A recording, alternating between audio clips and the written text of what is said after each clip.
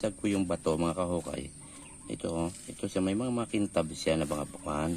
Yan mga bilog-bilog siya pag hinuhukan ko. Kaya anong klase kaya tong bato? Ito ba ay meteorite? Sunog siya parang uling siya pero bato siya na solid. Pero ibig sabihin pagkuhan ko ayo, may makintab na mga bato. Yan. Makintab siya ng mga bato. Yan. Ano ba ito mga kahukay? Yan.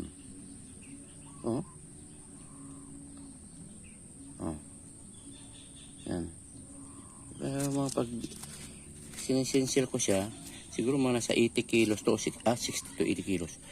Yan may mga makintab siyang bato na pag yan kaya ano ba siya kahukay? Yan. Hindi kaya meteorite. Kaya yan. Yan ay makintab na siya. Yan. Yung mga bato niya sa loob. Yan. Hindi ko alam to kahukay pero naghinto lang kami sa paghukay ngayon dahil maulan. Kaya ito ang pinapraktisan ko ngayon.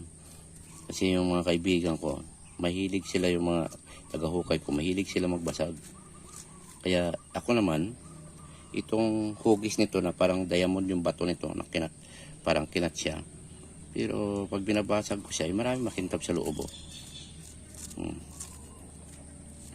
Yan. Tapos may ito, hindi ko alam kung tinapa lang ito katiyas, pero ibig sabihin, alam mo naman mga engineer, mga Hapon mga matatalino yan kung paano nila itago yung mga bato.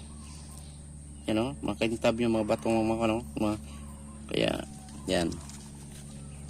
Kaya hugasan ko ito mamaya katiyas, kaya kahukay para malaman doon i-update ko rin sa inyo pag ipunin ko lang ito.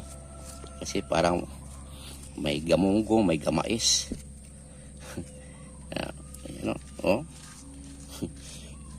Pag tinignan mo yung bato, solid. Pero pag binasag mo siya, parang maraming bilog-bilog. Kaya hindi mo alam kung black diamond. Kaya mga katits, ayan mga katits, mamaya pag nahugasan ko itong mga kanto. Kaya ayan katits, mga makikintab. Pero maitim siya.